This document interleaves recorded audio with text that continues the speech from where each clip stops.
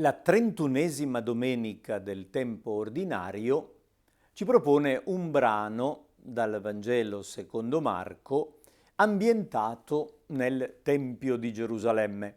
Dopo l'ingresso in Gerusalemme di Gesù, quando viene riconosciuto come Messia, e prima dell'arresto, nel momento della passione, l'Evangelista narra alcuni episodi in cui Gesù interagisce con le autorità di Gerusalemme, in particolare con i farisei e i sadducei, con cui discute su questioni particolari.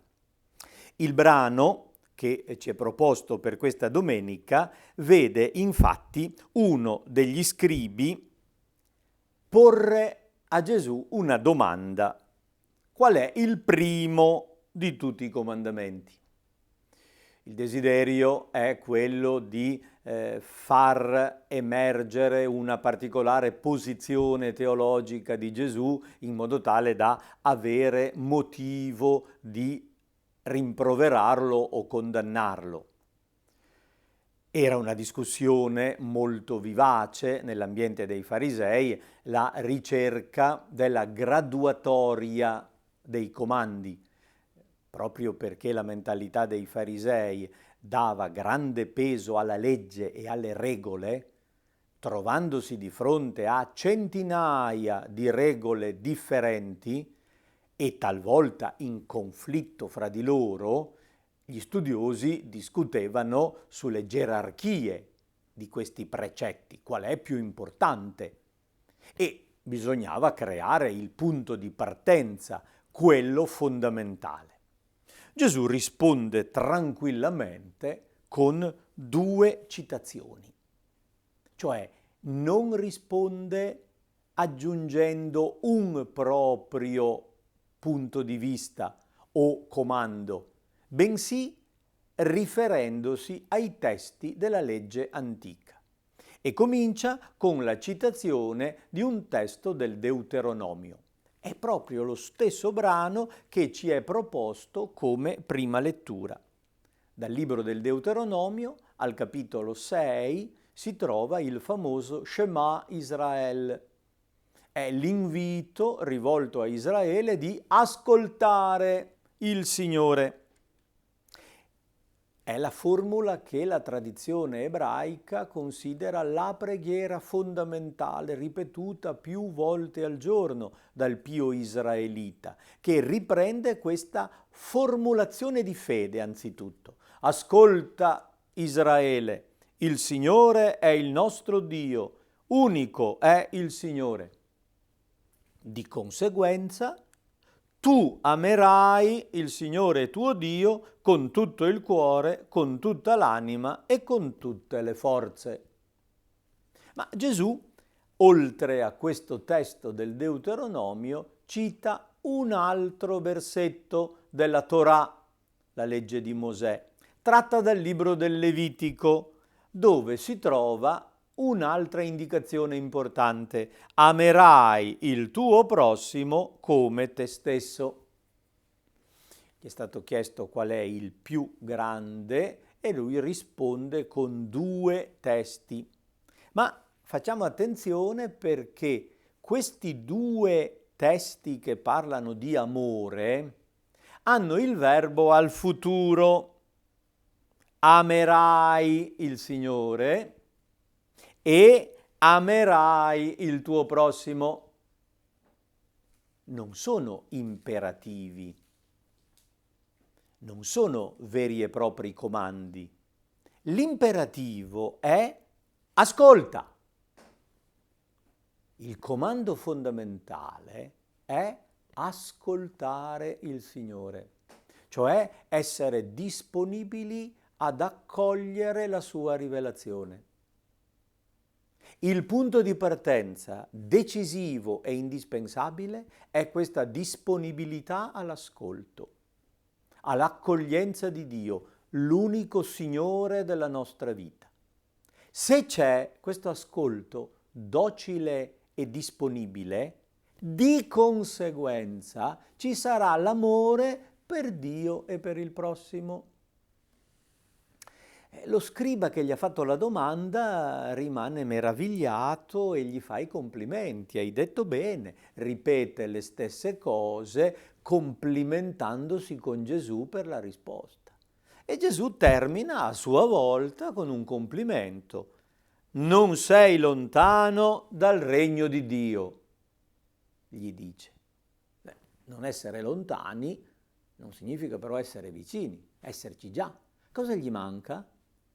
A quello scriba non lontano dal regno di Dio, che sa la teoria della legge e il precetto dell'amore, manca la fede nella persona di Gesù. Per essere dentro il regno di Dio non basta sapere la teoria, conoscere le regole e sforzarsi di applicarle. Ci vuole la relazione personale con il Signore Gesù. Difatti, qui non troviamo una rivelazione cristologica importante. Vengono fatte 2 citazioni dell'Antico Testamento.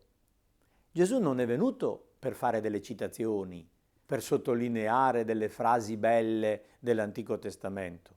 È venuto per portare a compimento, per rendere possibile quella legge. E allora, indispensabile non è sapere la teoria, ma accogliere la persona di Gesù che solo ci può rendere capaci di applicare quella parola.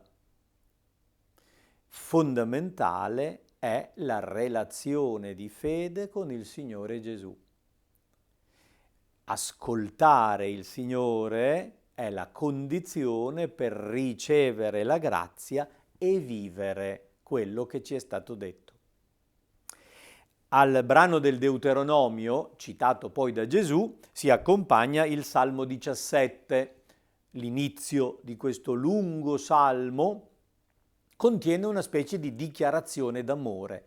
La tradizione lo riconosce come un salmo davidico con cui l'antico re di Israele dichiara tutta la propria disponibilità al Signore.